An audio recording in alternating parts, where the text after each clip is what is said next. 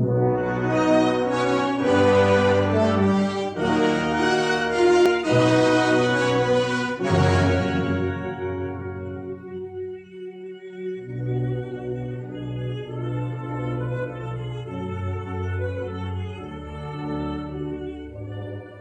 within the last few generations has man turned to look objectively at himself, to study his own position in the pattern of the world through anthropology. Margaret Mead, internationally known anthropologist of the American Museum of Natural History, has come to this tower room at the museum year after year to analyze and interpret the knowledge she has gained from living among the primitive peoples of the world. Today, Margaret Mead stops work on her latest book to talk with William Mitchell, young anthropologist. All that's disappeared today, and now we're all in one boat.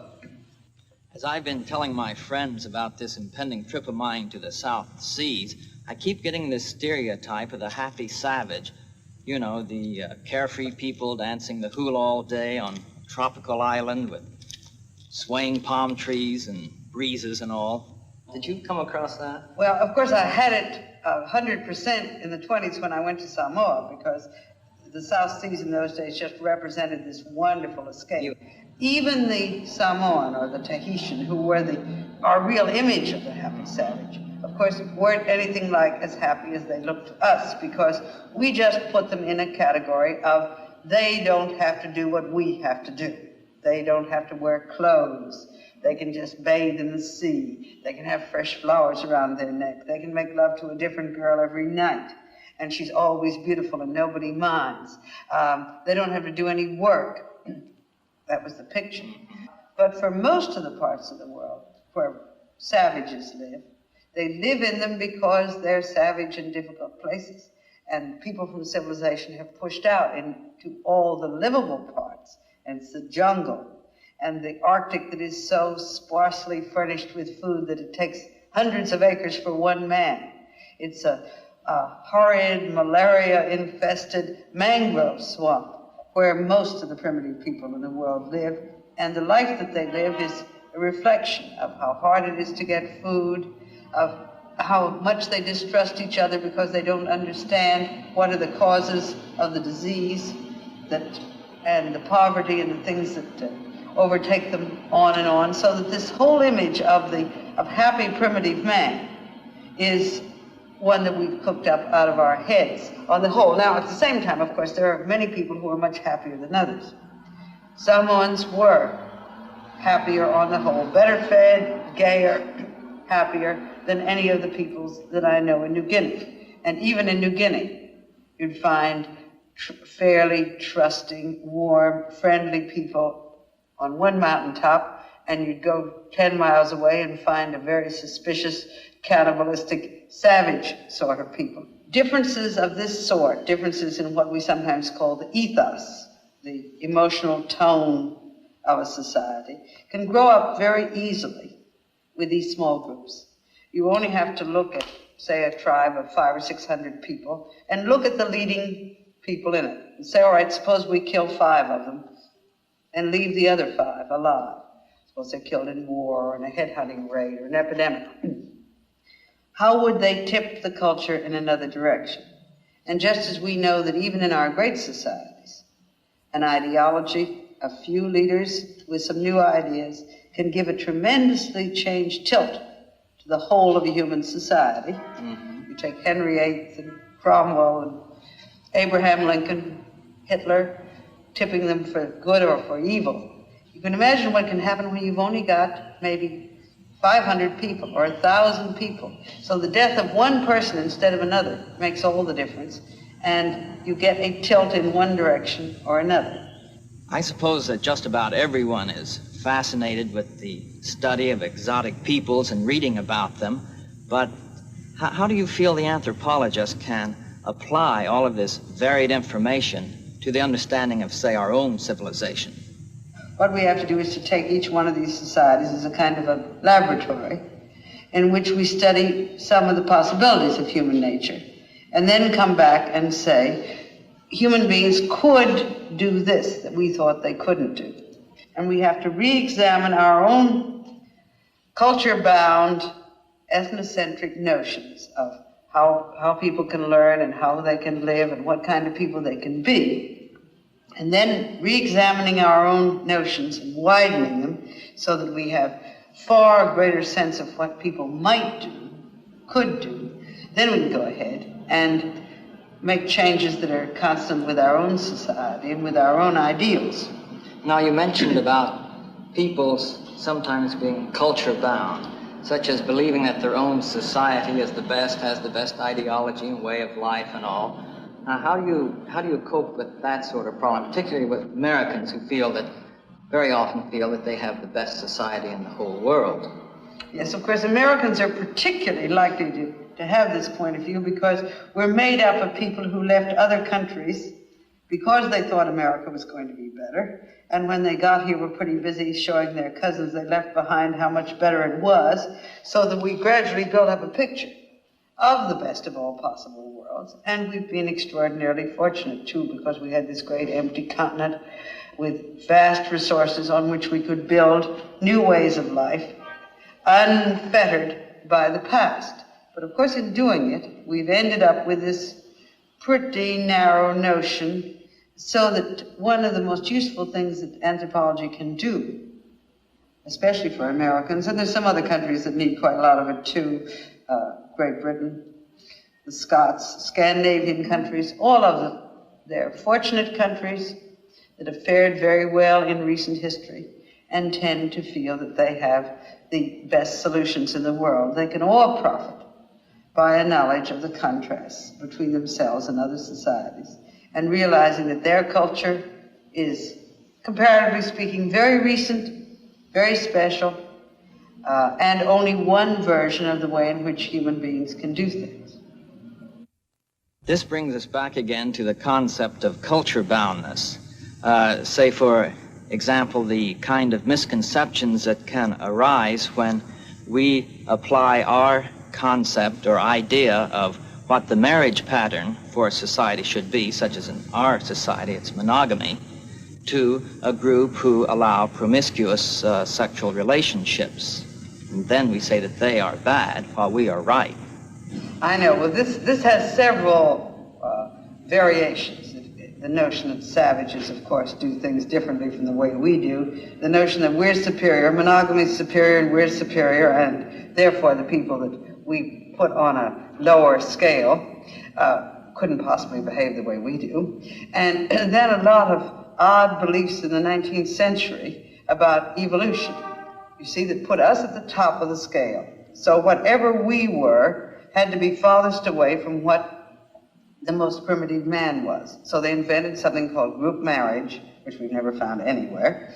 And then you went from group marriage to mother right, nobody knew who the father was, and then finally up to polygamy, and then to monogamy, this flower of civilization that we have.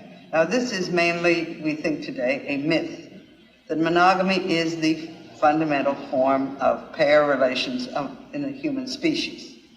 It takes a lot of money to have polygamy, and this is just a way of looking after widows. Polygamy has never been very widespread for the whole of the population. You can have a king with 1,000 wives, or you can have a chief with 200 wives, or you can have the 2 or 3 strongest men in the village that maybe have 6 or 7 wives. But the basic form of marriage right around the world has always been monogamy. And some people, of course, have the kind of monogamy that you can't remarry again, especially widows. Most sexual morality, of course, is based on what you make women do, not on what you make men do. And the more uncomfortable we make the women, the more moral we feel we are.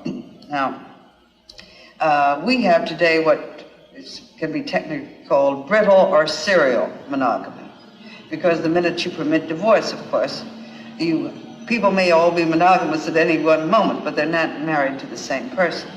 And today, except for those religious groups that don't permit remarriage, we are moving towards something that is a good deal like a good many very primitive people. A fair degree of freedom of choice and a fair degree of freedom of divorce if a particular marriage doesn't work out. The point you made about the more we make women uncomfortable, the more moral we are, is both amusing and true. And it brings us to the old story of the war between the sexes. And do you feel that this is a inherent conflict between men and women? It's an invention of Madison Avenue at the moment, I think, where for quite a long time now we've had a group of men who came up in the 20s and 30s at a period when the position of women was shifting and have found it very awkward. And in the world of today, there are a fair number of men in New York City who like to picture women as rapacious monsters, and we get Thurber drawings and we get terrible pictures of gay women dragging men around by the hair while a man folds his arms and looks blissful as if he liked it. And this has been very heavily built up in the United States. It's been fed by European notions. When Europeans come over here, they think that American women have a great deal of freedom they didn't have. And they emphasize it. It's going to be fed again, incidentally, as we get more Middle Easterners and Indians and Chinese looking at the situation in this country, because they're absolutely horrified that women are treated like people, and they will have all sorts of nightmares as to what is likely to result. Now, I don't think you can say there's any antagonism between the sexes. There is antagonism between certain kinds of men and certain kinds of women. And you can set a society up to minimize the antagonism or to maximize the antagonism. If you bring girls up to be submissive completely, never let them hear about anybody who isn't submissive, never educate them, you can keep them submissive and quite contented. But of course, if the next tribe has a different sort of thing, or the next nation, then you may have some difficulties. And that's what's happening, for instance, in the Middle East today. It isn't that Muslim women want to be Muslim men. They were perfectly happy being Muslim women. They thought the men had much the more difficult role in the society. But they would like to have the freedom that American women have, which is, you see, quite a different sort of thing. So, or if you bring the men up to be dominant and responsible and take all the load, and then give them all the load, don't sympathize with them, they don't mind.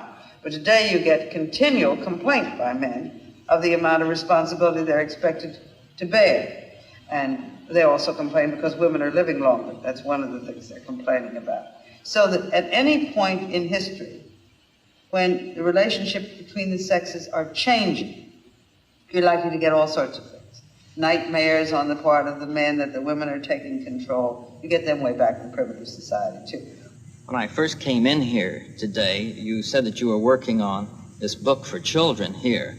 And it seems that you might be concerned, along with many other people, about the role that children have in our society and what we want for them in the future. We did a lot of worrying just like this at the beginning of World War II, just before World War II.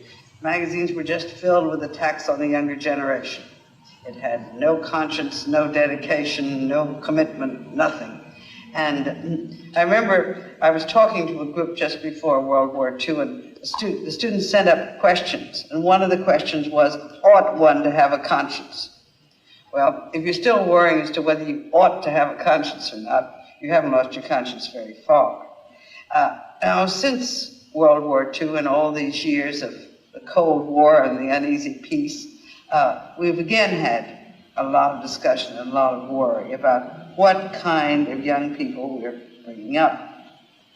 Is it possible in a society as big and complex as this to have much sense of individual responsibility anymore? Are people majorly influenced by the mass media, by synthetic heroes and heroines that are constructed by the mass media? Or what sort of responsibility do we have today?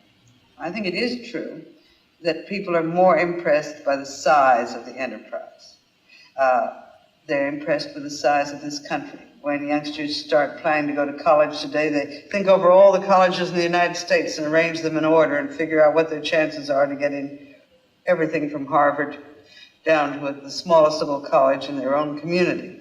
They're thinking in national terms, and this means, in a sense, they have less sense of responsibility because it's such a very big unit to be part of. So that there are serious questions in how we're going to give a real sense of responsibility to the adolescents that are growing up at this period in history. A lot of people think that we have to depend upon war to stir up patriotism and to develop the responsibility of the individual towards his country. Well, of course, this has been true in the past, whether you were thinking even of little primitive groups in the middle of New Guinea or thinking of great nations. It's been the time when the country was in danger and people had to come to defend it that has been used as a way of building up patriotism and then the memory of such defense, whether your Swiss children growing up on William Tell or American children growing up on George Washington, English children growing up on Sir Francis Drake, the picture of the heroes that saved the country and the men who fought with them has been, in the past, a very important element in building up a sense of responsibility. And there's no denying that. And so we're rather up against it in the world today when we realize that we can't have this kind of warfare anymore, that there is no way that you can save your own country at the expense of another country. This is a new situation, really, that if there is a major war, everybody goes down equally, and there won't be any people left at all. And this presents a pretty complicated problem in the development of people's new kinds of, one of the words I like to use is nationhood rather than nationalism. See, the idea of nationalism was each country all for itself as over against the others, either as because they were going to attack it or because it wanted to attack them, annex them or exploit them or do something with them. Now, nationhood, on the other hand, is one of these words where, like brotherhood and motherhood, and statehood, it's a good word, and it means that you're part of something, a part of a whole. And we're just beginning to think of what it would be like to have the kind of responsibility that goes with nationhood in the world. I suppose we as anthropologists are more aware of the very drastic social, cultural, and political changes that are going on among the primitive peoples all over the world. And we certainly have many, many studies that attest to this transition, such as your work with the Monas and the Admiralty Islands. But now what about the rate of change that is going on among the civilized peoples of the world? Well, but that's something people neglect a good deal of the time. We're always talking today about other people catching up with us. We talk about underdeveloped countries, and we treat ourselves as a developed country. And we forget that we're probably going to go through a change in the next quarter of a century that may be even more drastic and striking than the changes that these primitive peoples have gone through. Partly because when a primitive group like the Monas make a change and use us as a model, they've got a model. Now, we're going to have to make a change into a kind of civilization that no one has ever seen. We're going to have to invent the model as we go along. That's much more difficult, of course, and the steps aren't all laid out for you. And the whole effect of automation, of man's having unlimited power, as we expect we will have when we really begin to get solar energy. So the whole ratio between energy and individual work will disappear. The possibility of at least exploring space and including space in our view of the universe we live in a way we never have before. All of these things are going to make tremendous changes in our society, and we can expect that the children born today are going to see enormous changes by the time they're young, married people.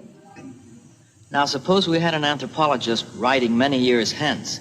How do you think he would characterize our civilization? I think if he were to look back, I'd look back as an anthropologist. He'd look back very much the way we can look back if we see the first men who knew how to keep fire but didn't know how to make it, wandering up into colder country and entirely dependent upon that fire. And we look back and we could see that if someone had let the fire go out, the only group that had moved ahead might have been destroyed. And so that at some point in history, the future of civilization as we know it may have depended on very few men in one place. Now, if I were looking back, or an anthropologist were looking back 1,000 years from now, I think he'd see this age as a period when the whole future of mankind again depended on what one generation did. And of course, what he'd also see is that we haven't realized this yet. That instead we're caught in the struggle of new nations, intoxicated with the possibility of nationhood or nationalism. Unfortunately, in many instances, we're caught with the struggles between ideologies that appear incompatible. We're caught with intoxication with new gadgets. We're caught with the fact that we can keep people alive longer and keep more of the people who are born alive till they grow up. We're intoxicated and preoccupied by a whole series of points that evade the major point, and that is the survival of the human race. As our medical knowledge increases, does this mean that we're going to have more and more people, but of second-rate caliber? In the first place, we have to realize that all our medical knowledge that we build up today depends upon, or has depended upon historically, on our willingness and desire to save each individual life. As long as we didn't care about saving each individual, medical discoveries were made and very little was done with them. There's a definite relationship between valuing each individual and the great sums of money and effort and time that we put into medical research. And it's a very small price to pay for the kind of society that will value each individual.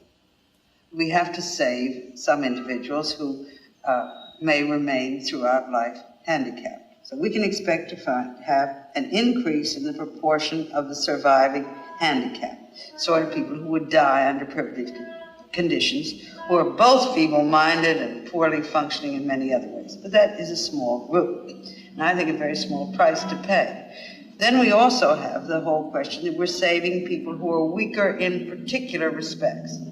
We'll save more blind people and more deaf people. We'll save people with allergies. We'll save people with all sorts of curious sensitivities. And probably when we do this, we will also be saving kinds of genius that we've never been able to save before. It's perfectly possible that you have various sorts of linkages, genetic linkages, that mean that certain kinds of great skills, great imaginative abilities have perished right through the generations because we weren't able to save a certain kind of person. A child with diabetes or a child with one of the epilepsies or something of the sort. So I think we are going to have to widen the range of the people whom we treat as human and whom we build our society so they can live in it, so the deaf can live in it, and the blind can live in it, and people with special disabilities. But at the same time, we may hope to have a greater range of greater human variability, and therefore greater ability also. We've talked about many, many things today. Let's see, there's war and democracy, society and evolution and so forth. But now what about the role of the man as a specific individual? Yes, the individual who has only, at least if he's an American, who feels he has only one life to live and who is concerned with what he's going to do with that single life. Of course, we have to realize that our definition of the individual is pretty peculiar and special. A large part of the world thinks of the individual as someone who goes through one incarnation after another, living many, many lives. Traditionally, in our religious tradition, we have given meaning to the life on earth by the life after death. And sometimes we've given so much meaning to life after death that we've had almost no time at all for what was happening in the world. This was a pilgrimage. One went a weary pilgrimage through the world, or it was the duty of the people on earth to colonize heaven. That'd be the ways in which people have spoken. And every generation has to deal with the problem of what kind of meaning is to be given to the life of the individual by the society it lives in, by the past the society has had, by the future that it will have, and by his religious view of the world. It's very impressive, of course, to realize that there are more people alive today on this earth than all the human beings that were ever alive on the earth up to somewhere in the 19th century. That makes you stop and think. Now when you say what's going to happen to the individual in this world of so many more people and so much rapid change, it's going to be a question of how we're able to phrase the position of the individual to make his life meaningful. If he sees the fact that there are many more like him in the world as demeaning, then we talk about mass man. And there's something wrong with each one because there are more of them. And we assume if there were only 10 people on earth, the value of each one would be greater. But if you look at the kind of society that 10 people once built, it was a very meager, small, little group, you're not so convinced that the importance of each individual is increased just because he has a larger he himself is a bigger proportion of what's there.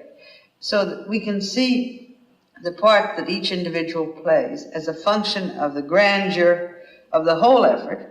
Therefore, the greater and grander it becomes, the more important each individual becomes. Or we can feel that each individual is demeaned and reduced because of the increasing size, because we know so much more about the length of life on Earth, the possible length in the future, because we know so much more about the exploration of space. Some people feel this dwarfs man, and other people feel that it ennobles him. And this is one of the choices which people are going to be presented today. Then there's another aspect of the whole picture, and that's the extent to which modern technology makes each individual act resonate. Any individual today who writes a beautiful piece of music has an audience such as no musician ever had before.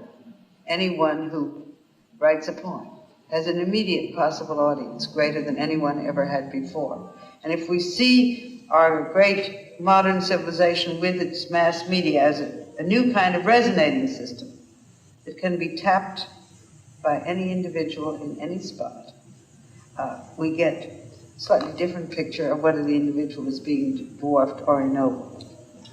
You know, Dr. Mead, talking with you is always rewarding and stimulating. In fact, I feel like getting on the next plane and getting right on out to the field. Well, I hope you're going to, Bill, because you're really starting out at just the most exciting moment, maybe the most exciting moment in human history.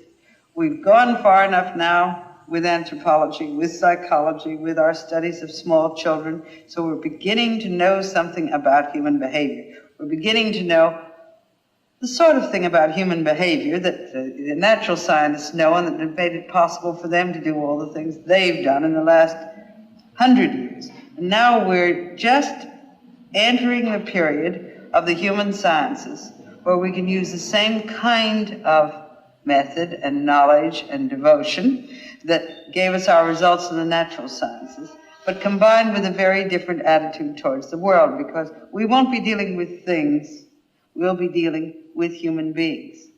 And I think there's a possibility that the next 25 years, in addition to being crucial for the fate of mankind, for mankind's survival, are going to perhaps be equally crucial for mankind for thousands of years to come, because of what the human sciences, and that means anthropology, especially for you and me, are going to be able to contribute.